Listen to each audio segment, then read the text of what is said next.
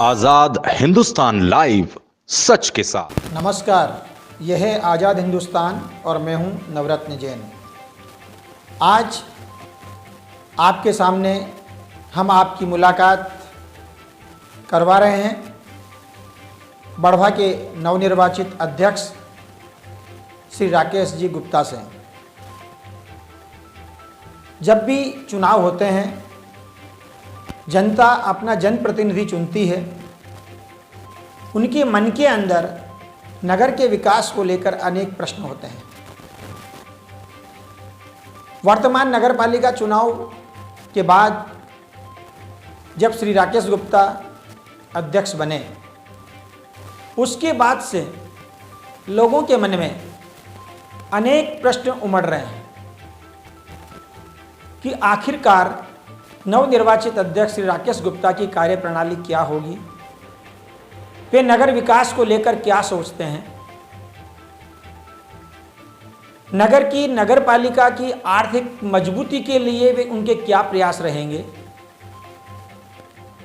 और जो सबसे बड़े यक्ष प्रश्न हैं जो बढ़वा की जनता को हमेशा परेशान करते हैं, चाहे वो बढ़वा की सब्जी मंडी का मुद्दा हो, चाहे वो खंडहर कॉम्प्लेक्सों का मुद्दा हो, चाहे बढ़वा के विकास को लेकर के मुद्दा हो, चाहे लीज पर दी हुई नगर पालिका की संपत्तियों को लेकर उठते हुए निरंतर के विवाद हों, चाहे नगर पालिका के अंदर राजनीतिक लोगों के रसूखों पर घर बैठे वेतन प्राप्त कर रहे कर्मचारियों की नियुक्ति का सवाल हो, चाहे नगर पालिका के अंदर आने वाले नागरिकों को सही समय पर न्याय मिलने का सवाल हो, इन सभी मुद्दों को लेकर बढ़वा की जनता के बीच अनेक भावनाएं हैं जो आज़ाद हिंदुस्तान श्री राकेश गुप्ता जी के पास लेकर के आए हैं। आइए अब हम सीधी मुलाकात करवाते हैं श्री राकेश जी गुप्ता से और उन्हीं से जानिए इन मुद्दों पर उनके मन की बात, आज़ाद हिंदुस्तान के साथ खरी खरी बात। आज़ाद हिंदुस्तान लाइव में एक बार फिर आपका स्वागत है। हम मौजूद हैं बढ़वा शहर के प्रथम नागरिक नवनिर्वाचित अध्यक्ष श्री राकेश जी गुप्ता के पास।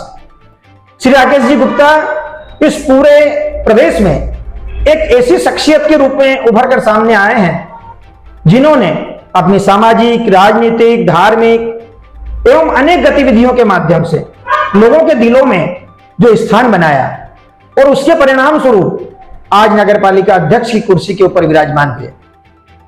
सबसे बड़े आश्चर्य की बात तो यह है कि उन्हें न केवल भाजपा के अपितु कांग्रेस एवं निर्दलीय पार्षदों ने भी दलगत राजनीति से ऊपर उठकर उन्हें समर्थन दिया और 18 में से 16 पार्षदों का समर्थन पाकर वे ऐतिहासिक रिकॉर्ड जीत अर्जित कर अध्यक्ष बने।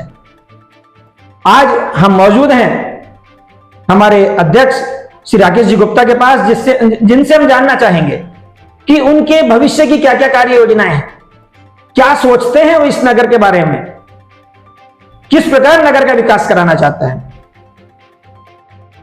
अध्यक्ष महोदय, आजाद हिंदुस्तान लाइव में आपका बहुत बहुत स्वागत है। नर्मदे हर, धन्यवाद। परिणाम आए, अध्यक्ष की कुर्सी पर आप अब विराजमान हैं। पहले वार्ड नंबर 12 जैसे वार्ड में आपने जीत अर्जित की, उसके बाद आश्चर्यजनक रूप से दलगत राजनीति से ऊपर उठकर आपको सभी पार्षदों ने एक तरफा समर्थन दिया। 18 में से 16 वोट आपने हासिल किए और अध्यक्ष बने। किसे देना चाहेंगे इस जीत का आप श्रेय?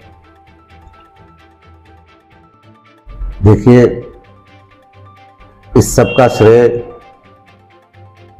सभी को है जिन लोगों ने इस सब में अपनी अपनी भूमिका निभाई है। और सबसे पहले मैं इसका श्रेय मेरे परम पूज्य गुरुदेव को, ईश्वर की कृपा को देना चाहता हूं। जैसे कि सबसे पहले हम वार्ड की बात करें तो 12 नंबर वार्ड से जहां मैं पार्षद का चुनाव लड़ा, तो मैं आपको बड़ा स्पष्ट बताना चाहता हूं कि ये मेरी चॉइस नहीं थी, ये पार्टी के शीर्ष नेतृत्व का निर्णय था। किसी भी सामान्य वार्ड से ही मैं लड़ सकता था और इसलिए 12 नंबर का चयन जो है वो एक तरह से स्वाभाविक ढंग से हुआ। और नगर में चर्चाएं तो बहुत सारी थी, 12 नंबर वार्ड को लेकर बहुत कई तरह की अफवाहें, कई तरह का मतलब विपरीत माहौल बनाने की कोशिश हुई। लेकिन मेरे लिए प्लस ये था कि विगत 4-5 नगर पालिका चुनाव से हम लोग अपने साथियों के लिए, अपने कार्यकर्ताओं के लिए लड़ते लड़ाते आए हैं और सभी वार्डों में बराबर संपर्क है। और चूंकि वार्ड नंबर 12 में तो पिछले 15-20 वर्षों से हमारे पार्षद हैं, इसलिए वहाँ कोई ऐसी समस्या नहीं थी। लेकिन फिर भी मैं आपको बताना चाहता हूँ कि जिस समय मैं चुनाव लड़ने के लिए फॉर्म भरने के बाद वार्ड में गया, तो लोगों की चर्चाओं के, लोगों के जो वातावरण बना हुआ था नगर में, उसके ठीक विपरीत वार्ड के लोगों ने बहुत ही हृदय से, आत्मीय ढंग से मेरा वहाँ पर वेलकम किया। और न केवल कार्यकर्ताओं ने बल्कि मतदाताओं ने भी एक तरह से इसको अपॉर्चुनिटी के रूप में देखा। स्वाभाविक रूप से मेरा पिछला लंबे समय का जो राजनीतिक जीवन है, जिस तरह के संपर्क हैं, उसको लेकर लोगों में इस बात की बहुत ज़्यादा संभावनाएं देखी गई कि अगर हम वहाँ से पार्षद बनेंगे, और चूंकि नगर पालिका अध्यक्ष की सीट सामान्य थी, इसलिए बहुत स्वाभाविक संदेश था कि अध्यक्ष भी बनेंगे, तो लोगों को विकास की बहुत सारी संभावनाएं वहाँ पर दिखी। और इसके लिए वार्ड के कार्यकर्ताओं ने, मतदाताओं ने, बड़े बुजुर्गों ने, सभी ने बहुत हृदय से वहाँ पर स्वागत किया। और मुझे पहले दिन से कभी ऐसा चुनाव में हारने जैसा कोई वातावरण दिखाई नहीं। मैं अपनी जीत का अंतर बढ़ाने के लिए पूरा प्रयासरत रहा और सभी ने, पूरे कार्यकर्ताओं ने वो चुनाव लड़ा। नगर में वातावरण कुछ भी रहा, लेकिन वार्ड में एक उत्सव जैसा चुनाव रहा। और वार्ड से जब जीत कर आए तो उसके बाद में लगभग स्थिति जो भी थी, बहुत स्वाभाविक रूप से आपने बताया कि 2-3 दावेदार है, पार्टी में कई लोगों की इच्छाएं रहती थी। ये बहुत स्वाभाविक बात है कि लोग जीत के आते हैं तो उनकी इच्छा रहती है कि वो भी आगे बढ़े, पार्टी उनका नाम आगे बढ़ाए, वो भी किसी पद पर आसीन हो। लेकिन चूंकि मैं पार्टी में सभी अपने वरिष्ठ लोगों से बात करके चुनाव में उतरा था और पार्षद बनने के लिए चुनाव में नहीं आया था, इसलिए ये सब लोगों को पहले से अंडरस्टैंडिंग थी। बाकी केवल मीडिया ने जो वातावरण बनाया, कांग्रेस जो है वो पूरी तरह सिर्फ भाजपा की टूट फूट का संभावना को लेकर आखिरी तक खड़ी रही, इसके अलावा उसके पास कुछ भी नहीं था। अब जहां तक वार्ड के जो पार्षद चुन के आए, सबसे पहले उसके लिए बड़वाग शहर की बहुत ही जागरूक जनता को और ईश्वर को धन्यवाद देता हूं कि ऐसे पार्षद चुन के आए जिनका एजेंडा विकास है। ये जो समर्थन आपने देखा, जो बियॉन्ड पार्टी निर्दलीयों ने भी और कांग्रेस से भी जो चुन के आए, उन्होंने भी जो समर्थन दिया, तो इसका एकमात्र मुझे जो कारण दिखता है वो ये है कि उनके अंदर नगर में विकास करने की, वार्ड में अपना विकास करने की एक ललक है, एक अपील है उनके अंदर। और वही जो है वो सबसे बड़ा कारण बनी। कुछ मेरे राजनीतिक अनुभव को देखकर, अपनी राजनीतिक शैली को देखकर, और उससे ज़्यादा जो है वो संपर्कों को, कि आज जिस तरह से प्रदेश में और केंद्र में जो अपने संपर्क के लोग हैं, तो उसका लाभ निश्चित रूप से शहर को मिलेगा, विकास को गति मिलेगी। और हम लोग कुछ हट के, जो आज तक नगर पालिका करती आई है, गटर, सड़क, इनसे हट के कुछ नगर में बड़ा कर पाएंगे, इस तरह की लोगों ने संभावना देखी। और वही कारण से पार्षदों का जो समर्थन मिला, उसके लिए मैं उनका भी आभारी हूँ। इस पूरे नगर में एक वातावरण जो बनाया, नगर के सभी नागरिकों का, अपने वरिष्ठ जनों का, बुजुर्गों का बहुत दिल से आभार व्यक्त करता हूँ कि उन्होंने एक वातावरण बनाया जिसमें मुझे समर्थन मिला और लोगों को विकास के लिए एक उम्मीद जागी। जैसा कि आपने अभी कहा कि सभी पार्षदों ने विकास के लिए दलगत राजनीति से ऊपर उठकर आपको सपोर्ट किया, तो अब 16 पार्षदों का एक साथ समर्थन मिलना, तो उनकी अपेक्षाएं भी उतनी ही ऊंचाई पर है। कैसे पूरा कर पाएंगे आप? कई बार फंड की जरूरत पड़ जाती है नगर पालिका में, कई बार पैसा आ नहीं पाता, किसी वार्ड में काम होता है, किसी वार्ड में काम नहीं होता है, पीआईसी के गठन का मामला सामने आएगा, सभी लोगों की अपेक्षाएं आपके साथ रहेगी, कैसे तालमेल बिठा पाएंगे आप? देखिए, जिस तरह से सभी ने समर्थन दिया है तो सहयोग की अपेक्षा भी बहुत ही स्वाभाविक है। पर जैसा मैंने आपको बताया कि सभी का एजेंडा एक है, हम लोगों का सबका उद्देश्य एक है और वो है विकास। और उसके लिए हम लोग अपने तय हर संभव वो प्रयास करेंगे जो कर सकते हैं, जो कानून के और सब दायरे में है। और उसके लिए ना केवल हमारे पार्षदों की बल्कि हमारे जो जनप्रतिनिधि हैं, हमारे सम्मानीय विधायक जी, सम्मानीय सांसद जी, प्रदेश के हमारे यशस्वी मुख्यमंत्री शिवराज सिंह जी, हमारे यशस्वी प्रधानमंत्री जो विश्व के नेता हैं नरेंद्र मोदी जी, वहाँ तक हम लोग सहयोग लेने में कभी कोताही नहीं बरतेंगे। क्योंकि मेरा शुरू से, आपने भी चुनाव में भी देखा होगा कि मेरा प्रयास के मामले में एक अनलिमिटेड वो रहता है कि आखिरी तक जो हो सके वो सब प्रयास करना चाहिए। तो हम वो सब प्रयास करके प्रभाव में विकास की नई इबारत लिखेंगे, इसके लिए हमको पूरा विश्वास है और पार्षदों को भी यही चाहिए। अब रहा सवाल जैसे नगर पालिका की वित्तीय स्थिति का या और समस्या है जो विकास के लिए फंड जरूरी होता है, तो मैं आपको बताना चाहता हूं कि नगर पालिका की वित्तीय स्थिति किसी से छुपी नहीं है। कितनी जर्जर है वो सामने है, लेकिन उससे भी ज़्यादा चिंताजनक जो विषय है वो नगर पालिका की प्रशासनिक स्थिति का है। तो मैंने ऐसे तो वर्षों से सब देख रहे हैं, लेकिन जब अंदर घुस के कोई चीज़ को देखा जाता है तो पिछले एक सप्ताह में जो मेरे अनुभव में आया तो वो दयनीय क्या बल्कि चिंतनीय है। ना अधिकारी कर्मचारियों में कोई तालमेल है और आप आश्चर्य करेंगे कि अगर नियमित अनियमित दैनिक वेतन भोगी सबको मिला लिया जाए तो मेरे को पता चला कि 400 से अधिक कर्मचारी नगर पालिका में इस समय तनख्वाह ले रहे हैं, जो कि बहुत आश्चर्य का विषय है कि हम कभी नगर पालिका जाएंगे तो हमको 40 कर्मचारी भी एक साथ देखने को नहीं मिल सकते। अब ये लोग कहाँ पे हैं और क्या कर रहे हैं ये आने वाले समय में पता करेंगे, लेकिन ये स्थिति अगर रहेगी तो हम नगर में विकास की कल्पना भी नहीं कर सकते, क्योंकि जो कर्मचारियों की आवश्यकता है वहां जिसको काम की आवश्यकता है ऐसे कर्मचारी लगे और वो नगर पालिका के प्रति अपनी जिम्मेदारी निभाए तो उनकी तनख्वाह के लिए कोई विषय नहीं, उसके लिए कुछ भी करके लाया जा सकता है। लेकिन अगर हम केवल अपने रसूखदार लोगों को संतुष्ट करने के लिए अगर नगर पालिका के फंड का उपयोग करेंगे तो फिर बहुत कठिनाई आएगी। ऐसा ही मैंने नल के मामले में देखा कि लगभग 5000 के आसपास वैध नल कनेक्शन है तो 5000 से अधिक अवैध नल कनेक्शन है। अब आप समझिए कि कितना बड़ा रेवेन्यू हर माह नगर पालिका से जा रहा है। मुझे ऐसा लगता है कि अभी 20% जो नगर पालिका की आय है उसका जनता के लिए उपयोग हो रहा है और 80% वेस्टेज हो रहा है।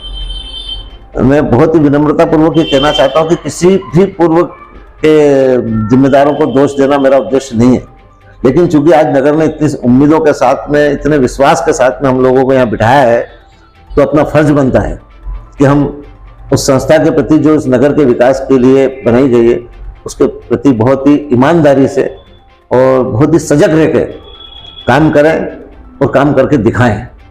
इसके लिए मैं सभी से ये अपेक्षा रखता हूं कि अगर हमको कुछ कड़े निर्णय लेना पड़े, कुछ सख्त कदम उठाना पड़े तो उसके लिए नगर के लोगों का आशीर्वाद मिले, नगर के लोगों को का सहयोग मिले।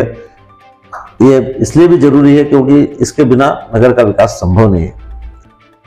उसके बाद जहां तक फंड लाने के सवाल है तो हमारे पार्षदों के साथ साथ ही हमारे नगर के जितने हमारे वरिष्ठ नेता हैं, हमारे सम्मानीय विधायक, हमारे सांसद जी, जिलाध्यक्ष जी, प्रदेश के मुख्यमंत्री और देश के राष्ट्रपति तक हम प्रधानमंत्री तक हम लोग प्रयास करने में कभी कमी नहीं रखेंगे और उसके लिए कोई समस्या भी नहीं है। ईश्वर की कृपा से इतने अच्छे संपर्क हैं हम लोगों के कि वो नगर के विकास के लिए हम कभी भी जाएंगे तो हमको किसी भी द्वार पर ना नहीं है और सब दूर से पूरा सहयोग मिलेगा और उसके लिए वो सब यहाँ पर प्रयास करेंगे और उसको सार्थक करेंगे जो जरूरी है। कई बार जब आम नागरिक नगर पालिका जाता है तो उसे कोई भी आवेदन देता है फाइल के खोजने के लिए, कई बार मालूम चलता है फाइलें गायब है, कई बार उसका काम समय पे हो नहीं पाता, चक्कर काटना पड़ता है, कई बार पैसे के लेन देन को लेकर के भी कई बार शिकायतें आम लोगों में सुनाई देने लगती है। क्या इस प्रशासनिक व्यवस्था को आप पूरी तरह सुधारने का जज्बा दिखा पाएंगे? बिल्कुल, मैं आपको इस बात के लिए आज आपके चैनल के माध्यम से पूरे बड़वा शहर को विश्वास दिलाना चाहता हूँ। ये जरूर है कि थोड़ा समय लगेगा, अभी तो हमने चार्ज भी नहीं लिया है, चार्ज लेने के बाद में, लेकिन इतना है कि बड़वा शहर के लोगों को नगर पालिका में आने वाले समय में ना चक्कर लगाना पड़ेंगे, ना ही अपने जो जेन्युइन काम है उसके लिए वहाँ कोई भुगतान करना पड़ेगा। इसके लिए हम सब पार्षद और हम स्वयं बहुत ही प्रतिबद्ध हैं कि सबसे पहली प्राथमिकता ही वहाँ पर यह रहेगी कि वहाँ पर जो व्यक्ति बड़वा शहर का किसी भी काम के लिए आए, एक तो उसके साथ अच्छा व्यवहार हो, दूसरा उसको चक्कर नहीं लगाना पड़े, और तीसरा उसको अपने अधिकार के लिए, अपने विधि सम्मत काम के लिए उसको किसी भी तरह का भुगतान नगर पालिका में नहीं करना पड़ेगा। इसके लिए मैं पूरे शहर को आश्वस्त करना चाहता हूँ कि हम लोग इसमें पूरी तरह कामयाब होंगे। बस थोड़ा सा समय और थोड़ा सा सबका सहयोग, आशीर्वाद जरूरी है। राकेश जी, बड़वा के नागरिकों ने आपको बड़ी उम्मीद के साथ अध्यक्ष बनाया है और समस्याओं के बारूद पर बड़वा बैठा हुआ है। अनेक समस्याएं, जिधर देखो उधर समस्याएं नजर आ रही है। हम इंदौर इच्छापुर वाले रोड की बात लें, कई बार जब आपसे चुनाव के पहले चर्चाएं होती थी, उस समय आपके मन में भावनाएं भी थी कि यार ऐसा हो कि बीच में डिवाइडर बन जाए, दोनों तरफ अपने बड़वा नगर सीमा के अंदर तो कम से कम ये स्थिति बन जाए कि लोगों की समस्याओं का निराकरण हो सके। अब आप अध्यक्ष बन गए, क्या इस मामले में आपका कोई प्रयास रहेगा, और रहेगा तो कैसे आप इस प्रयास को आगे बढ़ाने का प्रयास करेंगे? देखिए, जो समस्या की बात करी तो हम सब लोग जानते भी हैं और प्रतिदिन महसूस भी करते हैं कि ये बहुत ही ज्वलंत समस्या है। इससे न केवल लोगों को असुविधा हो रही है, वाहनों में टूट फूट हो रही, बल्कि कई हमारे साथियों को अपनी जान से भी हाथ गंवाना पड़ा और कई दुर्घटनाग्रस्त होकर परेशान हुए।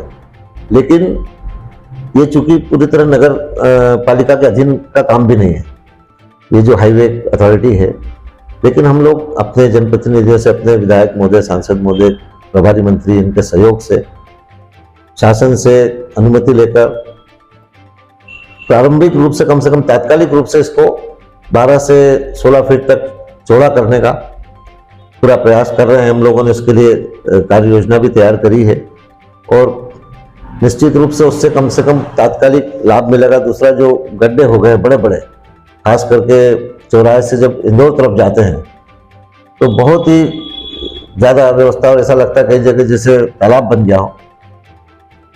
तो थोड़ी सी बारिश में रोड दिखना भी बंद हो जाता है वहाँ, तो उसको तत्काल में भी समाधान करेंगे। और फिर जिस समय मेरे को लगता है कि आने वाले समय में ये नगर पालिका को हैंड ओवर होगा, तब इसको बहुत ही सुंदर, बहुत ही व्यवस्थित मार्ग बनाएंगे, क्योंकि ये बड़वा की शान है। यहाँ से दिल्ली हैदराबाद का पूरा ट्रैफिक जाता है, तो बड़वा शहर की शोभा बन के ये रोड आगे आने वाले समय में दिखेगा, ऐसा मैं आपको विश्वास दिलाता हूँ। बड़वा शहर की एक सबसे बड़ी समस्या है सब्जी मंडी को लेकर के। पहले सब्जी मंडी स्टेशन रोड पे लगती थी, अब स्थिति यह है कि अंदर की सब्जी मंडी पूरी खाली पड़ी रहती है जो पहले की बनी हुई है, बाहर 2-4 ठेले लगते हैं। अब नई सब्जी मंडी पूरे सुभाष चौक में आ गई है। सुभाष चौक ऐसी जगह थी जहां पर सांस्कृतिक गतिविधियों का वो केंद्र था, अनेक कवि सम्मेलन, अनेक कार्यक्रम वहां पर आयोजित होते थे, अब वो बंद हो गए। जगह जगह अब ठेले हमें सड़क पे ठेले लगते हुए नजर आते हैं। ये सारी समस्याओं को लेकर के कोई ऐसा निराकरण अपन कर पाएंगे कि सब्जी मंडी और फल फ्रूट्स वाले भी संतुष्ट हो सके और नगर की ये जो सबसे बड़ी समस्या है इसका निराकरण भी कर सकें? क्या सोचा है आपने इस बारे में?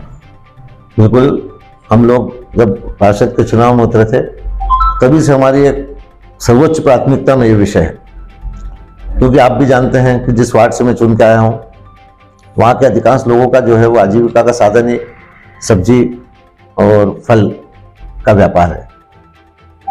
और बड़वा शहर में हम लोग वर्षों से देख रहे हैं कि ये जो ठेले पर ये सब लोग व्यापार करते हैं, ये बड़वा शहर में न केवल यातायात को बल्कि शहर की शोभा को भी एक तरह से दाग लगाते हैं। उसके बावजूद ये भी देखने की बात है कि जो लोग बाजार में 1-1 करोड़ रुपए की, 50-50 लाख रुपए की दुकानें लेके बैठे हैं व्यापार करने, उनके सामने कोई भी व्यक्ति ठेला लगा के और खड़ा हो जाता है तो उसको ठेस पहुंचना, उसको तकलीफ होना भी बहुत स्वाभाविक है। मगर इससे ज़्यादा महत्वपूर्ण ये है कि जो लोग ठेला लगा रहे हैं, जो लोग फल या सब्जी बेच के अपना जीवन चला रहे हैं, उनकी आजीविका सबसे महत्वपूर्ण है, क्योंकि हर व्यक्ति को अपने जीवन यापन का, अपने परिवार को सम्मान के साथ पालन पोषण करने का अधिकार भी है और जरूरत भी है। तो इसलिए हमने सबसे पहले इसको सर्वोच्च प्राथमिकता पे रखा कि हम बहुत ही व्यवस्थित ढंग से बड़वा में सब्जी मंडी और फल मंडी का एक स्थायी समाधान करेंगे, क्योंकि हम लोग अपने पिछले 20-25 साल 30 साल से देख रहे हैं कि कभी इनको एक जगह पे स्थापित किया जाता है, फिर वहां से उठा के दूसरी जगह ले जाया जाता है। जहाँ पुरानी सब्जी मंडी थी वहां पे अब 2-4 दुकानें बची, नई सब्जी मंडी बनी, वहां पे कोई है ही नहीं। एक तरह से मेरे को लगता है कि इसके लिए बहुत समग्र प्रयास की कमी रही, और हम इसके लिए बिल्कुल प्रतिबद्ध हैं कि इस समस्या का स्थायी समाधान निकालेंगे और इन सब जो फल वाले सब्जी वाले व्यापारी हैं इनको सम्मानजनक जीवन जीने का पूरा अवसर उपलब्ध कराएंगे। इसके लिए हम कमिटेड हैं। एक समस्या और अपने को देखने में आती है, अपन सनावद शहर को जब देखते हैं तो अनेक जगह सरकारी कॉम्प्लेक्स बने हुए हैं, उससे नगर पालिका को आय भी होती है और नगर का विकास भी होता है। हमारे यहाँ पर भी कई ऐसी जगह हैं जहाँ पर कई स्कूल खंडर पड़े हैं। एमजी रोड की अपन बात करें तो एमजी रोड के ऊपर बहुत सारी स्कूलें ऐसी है, 2-3 स्कूलें तो कम से कम है ही जो कि खंडर है। वहां पर यदि आज कोई शॉपिंग कॉम्प्लेक्स बनाया जाए तो बहुत अच्छी आय नगर पालिका को हो सकती है। पशु चिकित्सालय है, वहां बाहर में बहुत सारी जगह ऐसी है जहां पर हम कॉम्प्लेक्स बना सकते हैं। नगर पालिका के प्रांगण के बाहर भी मैंने देखा कि राजगढ़ के अंदर अपन धार राजगढ़ में देखते हैं तो वहां पर जिस हिसाब से नगर पालिका का कार्यालय बना हुआ है, नीचे 2 मंजिला पूरा मार्केट है, ऊपर नगर पालिका का आलीशान कार्यालय, प्रदेश में मैं समझता हूँ सबसे अच्छा नगर पालिका कार्यालय। क्या उस शिक्षा केंद्रों को जो खंडर हो चुके हैं उनको कहीं पर भी स्थानांतरित करके और नगर के विकास के लिए क्या कोई कॉम्प्लेक्स वगैरह बना करके शहर की आर्थिक स्थिति या अपन कहते हैं नगर पालिका आर्थिक स्थिति मजबूत करने का कोई प्लान है आपके मन में? बिल्कुल है। हालांकि पिछले जो परिषद का कार्यकाल रहा उसमें भी इस दिशा में कुछ प्रयास किए थे, हम लोगों ने भी उसमें सक्रियता रख के और इसको समाधान करने का प्रयास किया था, लेकिन उन कारणों को छोड़ दें अपन जिनके कारण वो नहीं हो पाया। लेकिन अब हमने इसको बहुत ही गंभीरता से लिया है और अभी प्रारंभिक रूप से भी जो अधिकारियों के साथ मेरी बातचीत हुई है, अभी हमको इस विषय में हमारे माननीय विधायक जी से और सांसद जी से बात करना और बाकी है। उनसे बात करके हम जो नगर में शासन की जो शिक्षण संस्थाएं हैं, जैसे एमजी रोड पर है, सती घाट में है, कोर्ट के यहाँ पर है और अन्य जगह है, तो ये बहुत ही जर्जर स्थिति में है, ना ही कोई बड़ी संख्या में वहाँ पे विद्यार्थी इसका लाभ ले पा रहे हों। इसका पूरा सर्वे करके और इन सारे शिक्षण संस्थाओं को जो बिल्डिंग जो है स्कूलों के जो जर्जर हो गए उनको डिसमेंटल करने की शासन से अनुमति लेके और निश्चित रूप से वहाँ पे ऐसे शॉपिंग कॉम्प्लेक्स या अन्य चीज़ें बनाई जाएगी जिससे नगर पालिका की वित्तीय स्थिति में भी सुधार होगा और नगर को सुविधाएं, रोजगार, इसके अवसर उपलब्ध होंगे। इसके साथ ही हमारा जो विचार है, हमने जो योजना बनाई है, हम प्रयास करेंगे कि अपने सभी बड़े जनप्रतिनिधियों से, सभी वरिष्ठ लोगों से पार्टी के सहयोग लेके पूरे बड़वा शहर में जितने भी शासकीय शिक्षण संस्थान हैं उनको एक प्रीमाइसेस में करने का हम लोग मन रखते हैं। उसकी हमारे पास योजना बनाई है हमने प्रारंभिक रूप से भी। तो जब ऐसा होगा तो उससे ना केवल नगर के सौंदर्य में, नगर की सुविधा में, नगर पालिका की आर्थिक स्थिति में, बल्कि शिक्षण संस्थाओं के स्तर में भी और उनके मेंटेनेंस और अन्य जो के स्थापना खर्च है उसमें भी बहुत लाभ मिलेगा, ऐसा हमारा विश्वास है। क्योंकि आप कल्पना कीजिए कि जब एक प्रीमाइसेस, जैसे आज हमारा मिडिल स्कूल ग्राउंड है, बहुत बड़ा स्थान है, आप लोग भी देखते होंगे, हम लोग बचपन में वहाँ पर बड़े बड़े टूर्नामेंट करवाए क्रिकेट के और कई सांस्कृतिक आयोजन हुए, धार्मिक आयोजन हुए। हम लोगों ने एक परिवार से एक बड़ी भागवत कथा वहाँ करवाई थी और भी बहुत सारे आयोजन वहाँ होते थे। आज अगर वहाँ पर हम जाते हैं तो इतने अव्यवस्थित ढंग से छोटे छोटे भवनों का निर्माण हो गया है जिनका ना कोई बहुत उपयोग है और उससे पूरा ग्राउंड खत्म हो गया। अभी आप समझो कि नगर अपने 15 अगस्त की जो परेड होती है, सार्वजनिक कार्यक्रम होता है, वो हमको अभी मंडी में करना पड़ा। जिसका सबसे बड़ा कारण ये कि वहां पर वैसी जगह ही नहीं बची। तो हम लोग इस स्तर पर प्रयास करेंगे कि सभी लोगों के सहयोग से उसको डिसमेंटल करके एक बड़ा एजुकेशन हब वहां बनाया जाए, जिसमें सारे शिक्षण संस्थान एक जगह पर एक प्रीमाइसेस में हो, एक गार्ड जो है वो सारी सुरक्षा कर सके, सारे बीआरसी ऑफिस, बीओ ऑफिस, शिक्षण संस्थाओं से जुड़े हुए सारे विभाग के कर्मचारी अधिकारी वहां उपस्थित रहे, जिससे आज कहीं भी लोगों को काम पड़ता है, किसी को बीआरसी ऑफिस में जाना है, बीओ ऑफिस से कुछ सर्टिफिकेट लेना है, कुछ नोटिस देना है, जाते हैं तो अधिकारी बोले इंस्पेक्शन पे गए हैं। अब 4 कोनों में 4 स्कूल है, कोई कहीं भी जा सकता है, उसके लिए कोई प्रामाणिक वो नहीं है। लेकिन जब एक जगह पर ये सब होंगे, एक प्रीमाइसेस में एक डोर के अंदर ये सारे ऑफिसेस होंगे, सारे स्कूल होंगे, तो उनको इंस्पेक्शन के लिए भी बाहर जाने की जरूरत नहीं और लोगों को भी उनको ढूंढने की जरूरत नहीं पड़ेगी। कुल मिला के ये शिक्षण संस्थाओं का, शासन का और बड़वा शहर का सबके लिए लाभ का काम होगा, सबके लिए फायदे का काम होगा, ऐसा मेरा सोचना है। एक सबसे बड़ी समस्या जो बड़वा की अभी देखी जा रही है पूरे 18 वार्डों में, जल आवर्धन की जो योजना के कारण से पूरे बने बनाए रोडों को खोद दिया गया।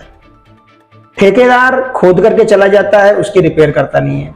आज सड़कों की हालत खराब हो रही है। पूरे हमने चुनाव में भी जब 18 वार्डों में दौरे किए, हर व्यक्ति, हर उम्मीदवार की सबसे बड़ी समस्या थी तो यही थी, ठेकेदार समय पे काम कर नहीं रहा है। उसकी वजह से ना तो नर्मदा का जल लोगों को अब समय पे मिल पा रहा है और ना सड़कों का दुरुस्तीकरण हो पा रहा है। इस बारे में आपके क्या प्रयास रहेंगे? देखिए, इस मामले में प्रयास तो हम लोग विगत कई वर्षों से करते आ रहे हैं, क्योंकि मेरे को लगता है कि समय सीमा से बहुत ज़्यादा बाहर जाकर बहुत लंबी ये योजना चल गई है और बड़वा शहर के जो रोड अमूमन सब बन चुके थे, जहाँ पर अच्छा कंक्रीट वर्क हो चुका था, उन सब रोडों को जो है वो दुर्दशा कर दी है इन्होंने, सीवरेज वालों ने और ये नर्मदा पाइपलाइन। अब चूंकि अभी तक पिछले 2-3 साल से तो प्रशासनिक काम था, कोई बॉडी थी नहीं, कोई जिम्मेदार जनप्रतिनिधि वहाँ बैठे नहीं थे, इसलिए मैं समझता हूँ कि एक तरह से बहुत ही ढीला और लापरवाही वाला रवैया रहा, गैर जिम्मेदारी वाला रवैया रहा। लेकिन अब हम लोग सुन के आए हैं और जैसे ही चार्ज लेंगे तो मैं आपको विश्वास दिलाता हूँ कि सबसे पहली प्राथमिकता से इन लोगों को, जो इनके ठेकेदार हैं, जो इन कंपनी के अधिकारी हैं, उनके साथ चर्चा की जाएगी। जो रोड खोदे गए हैं तत्काल कार्य पूर्ण करके उनको रिपेयर किया जाए। और अभी जो लोग हमने देखा कि इन्होंने जो रिपेयर किए भी है कहीं पे, वो बहुत ही घटिया क्वालिटी के लिपापोती करने वाला काम है, जिसकी कोई टिकाऊ पन नहीं है, जिसमें कोई उसकी आयु नहीं है। तो इसलिए बहुत ही व्यवस्थित ढंग से इसका दुरुस्तीकरण हो, मरम्मत का काम हो, रिपेयरिंग हो। अगर ऐसा संभव नहीं हुआ तो फिर नए रोड बनाना पड़ेंगे, क्योंकि आज, और मैं ऐसा समझता हूँ कि बड़वा में नहीं, हम पूरे मध्य प्रदेश में, बल्कि मध्य प्रदेश से बाहर भी जहाँ जहाँ घूमने जाते हैं, ये स्थिति हमको आज देखने को मिल रही है। बिल्कुल। तो कम से कम अपने शहर में हम इसको पूरी तरह ठीक करेंगे। अब आगे का काम उनको समय सीमा में करना पड़ेगा। जो रोड खोदेंगे उसको समय सीमा में वापस से और अच्छी गुणवत्ता के साथ में रिपेयर करना पड़ेगा। इस बात के लिए हम उन पर कोई भी कोताही नहीं बरतेंगे, पूरी सख्ती के साथ उनका जो है वो निराकरण करेंगे। और बड़वा के लोगों को विश्वास दिलाते हैं कि बहुत जल्दी, अभी चूंकि बारिश से थोड़ा सा अगर राहत मिलती है, तो सबसे पहले बड़वा शहर की सड़कों की हालत ठीक करने की पूरी जिम्मेदारी हम अपने ऊपर लेते हैं और विश्वास दिलाते हैं कि इसमें कोई भी कसर नहीं रहेगी। अंतिम प्रश्न पे अपन आते हैं। एक कई बार देखा गया है बड़वा के आसपास जो पंचायत क्षेत्र हैं, उनके अंदर बहुत सारी नई नई कॉलोनियों का निर्माण हो रहा है। जब उसके डाइवर्सन की बात आती है, परमिशन की बात आती है, कई बार देखा गया है कि आसपास की पंचायतों की परमिशन नगर पालिका से ली जाती है। जब बात आती है शिकायत की, बोला हम तो ग्रामीण क्षेत्र में है, ये बड़ी टैक्स बचाने के लिए जो कॉलोनाइजर वगैरह लोग हैं वो अपना रास्ता निकालते हैं, लेकिन नुकसान नगर पालिका का होता है।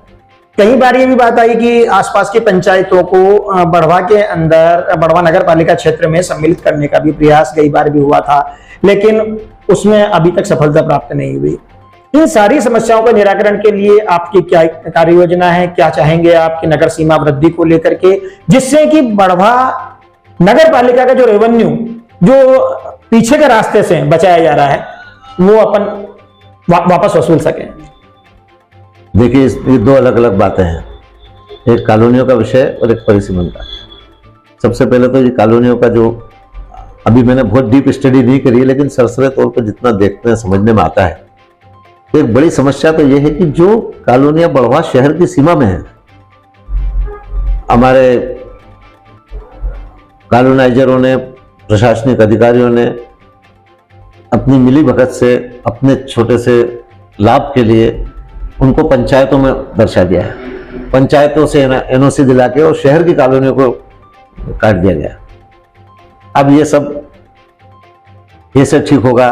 क्योंकि आगे के लिए तो हम लोग जिम्मेदार भी हैं, प्रतिबद्ध भी हैं, लेकिन जो पीछे हो गया है उसके लिए क्या हो सकता है, क्या उसमें सुधार प्रयास कर सकते हैं, वो तो समय के साथ हम लोग देखेंगे। लेकिन ये कुल मिला के जिसको कहना चाहिए कि बड़ी धोखाधड़ी हुई है कि जो शहर सीमा के अंदर कॉलोनियां हैं उनको बाहर का बता के और पंचायतों से एनओसी करवा के काम करवा दिया गया। लेकिन अब सब चीज़ों को ठीक करने का प्रयास करेंगे और जिन कॉलोनियों को में काम विकास के काम पूर्णता हो गई है, जिनको कलेक्टर ने पूर्णता का प्रमाण पत्र दे दिया है, आप निश्चित रूप से समझिए कि बढ़वा नगर पालिका की तरफ से वहाँ के रहवासियों को, वहाँ के प्लाट मालिकों को किसी तरह की कठिनाई नहीं आएगी। जो जिस कॉलोनी का टैक्स और ये चीज़ें नगर पालिका लेगी, नगर पालिका उसमें सुविधा देने के मामले में, नामांतरण के मामले में कभी किसी को शिकायत का अवसर नहीं देगी इस कार्यकाल में। इसलिए मैं आपको पूरी तरह आश्वस्त करता हूँ। अब बात परिसीमन की। परिसीमन का प्रयास पहले भी हुआ, कई कारण रहे, इसमें फॉलोअप भी बहुत बड़ा कारण रहा कि जैसा फॉलोअप होना चाहिए वो नहीं हुआ, और कई कामों के लिए जो दृढ़ इच्छा शक्ति लगती है कहीं उसका अभाव रहा होगा। लेकिन हम लोग पहले से ये बात कहते आए और अब इसको बहुत प्राथमिकता के आधार पर देखते हैं कि अगर हमको नगर में कुछ डायनामिक चेंज करना है, कुछ बड़ा करना है, तो उसके लिए परिसीमन बहुत जरूरी है। क्योंकि बहुत लंबे समय से बढ़वा शहर की सीमाएं वो एक दायरे में है, और खास करके जब हम देखते हैं कि पुण्य सलीला माँ नर्मदा अपने इतने नज़दीक बहती है, आदि शक्ति का स्थान जयंती माता का हमारे यहाँ है, तो हम लोगों को अगर ये नगर सीमा में रहेगा तो यहाँ पर सौंदर्यीकरण, वहाँ पर सुविधा और वहाँ पर रोजगार के अवसर के लिए बहुत संभावना मैं देखता हूँ जी कि अपन कर पाएंगे। तो इसके लिए परिसीमन बहुत ही जरूरी है। अब चूंकि अभी अभी पंचायत के चुनाव हुए, सरपंचों के भी अपने अपने क्योंकि तो बहुत बड़ा खर्चा करके लोग सरपंच बने और लोगों की अपेक्षाएं भी हैं, सब चीजें हैं, तो हम ऐसा तालमेल बिठाएंगे कि उनके हितों का भी संरक्षण हो और परिसीमन के लिए उनकी सहमति भी मिले। इस तरह से प्रयास करके परिसीमन करना है, इसमें कोई दो राय नहीं है, और उसके लिए सब कुछ करना है। क्योंकि नगर के विकास के लिए जो जो जरूरी, मैंने पहले भी कहा कि वो सब हम करेंगे। तो परिसीमन भी हमारी बहुत प्राथमिकता में है, और परिसीमन के लिए जैसा व्यवस्था बनी, जैसा सबसे सहयोग लेके उसको करके और नगर में बिल्कुल सर्वांगीण विकास करने की, नगर की दशा दिशा बदलने की पूरी कोशिश करेंगे। इसके लिए आपको पूरी तरह विश्वास कर सकते हैं आप। एक अंतिम प्रश्न मुझे और ध्यान में आ गया, जो बहुत बड़ी समस्या है, कई बार अभी मुद्दे भी उठे हैं, लीज की समस्या। बढ़वा के अंदर अनेक संपत्तियां ऐसी है जो लीज पे दी हुई है। लीज पे देना शासन का नियम है, कोई बुराई नहीं है, लेकिन कई संपत्तियों की लीज समाप्त हो चुकी है। क्या नगर पालिका कोई ऐसा प्रयास करेगी कि लीज मालिकों को वापस लीज भी हो जाए और नगर पालिका का नुकसान भी नहीं हो?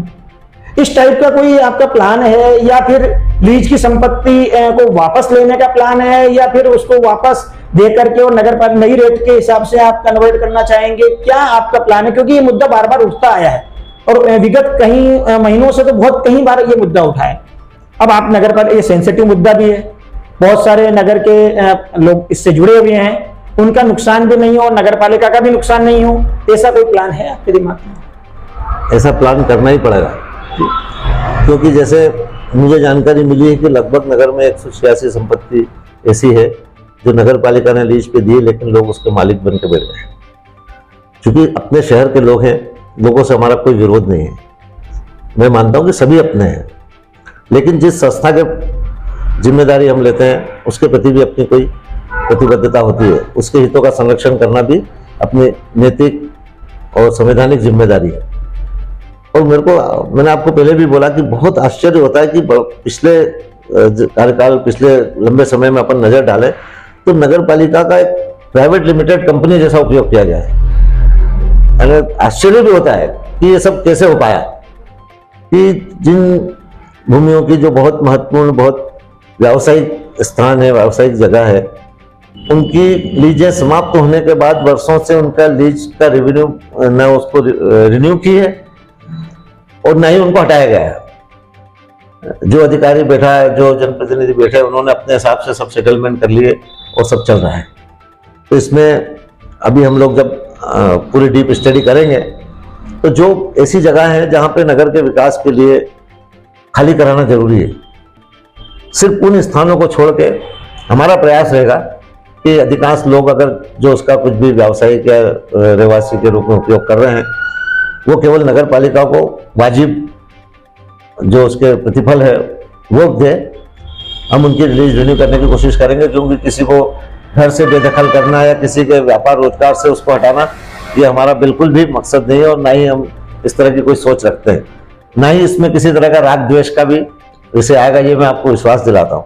लेकिन निश्चित रूप से नगर पालिका जहाँ पे हमको नगर के लोगों ने बिठाया है, उसके हितों के संरक्षण के लिए हमको ये करना पड़ेगा कि कम से कम जो व्यक्ति नगर पालिका की भूमि का उपयोग कर रहा है वो उसका वाजिब प्रतिफल नगर पालिका को दे, तभी हम लोग नगर के विकास के लिए समुचित धन और सब व्यवस्था कर पाएंगे। ये थे नगर के प्रथम नागरिक श्री राकेश जी गुप्ता, जिनसे हमने शहर के हर नागरिक के मन में उठने वाले जितने भी मुद्दे थे, विकास को लेकर, दूसरे मुद्दों को लेकर, नगर पालिका की आर्थिक स्थिति को लेकर, नगर के विकास को लेकर, सभी प्रश्नों का हमने खुलकर इनसे बातचीत की और उन्होंने भी बेबाकी से इसका उत्तर दिया। बहुत जल्दी ही नगर पालिका अध्यक्ष की कुर्सी के ऊपर शपथ ग्रहण करके आप अपना दायित्व निभाने की शुरुआत करने वाले हैं। ये सारी बातें जो आपने कही है, अब आप उसमें कितना सफल हो पाते हैं ये आने वाला समय बताएगा। लेकिन आजाद हिंदुस्तान लाइव पूरे बड़वा शहर की जनता की ओर से आपको बहुत बहुत शुभकामनाएं देता है और नगर के विकास को लेकर के जो आपकी मंशाएं हैं उस पर आप सफल उतरे, खरे उतरे, ये हमारी भावना है। आगे आप निरंतर आगे बढ़कर बड़वा का नाम रोशन करते रहें। बहुत बहुत धन्यवाद।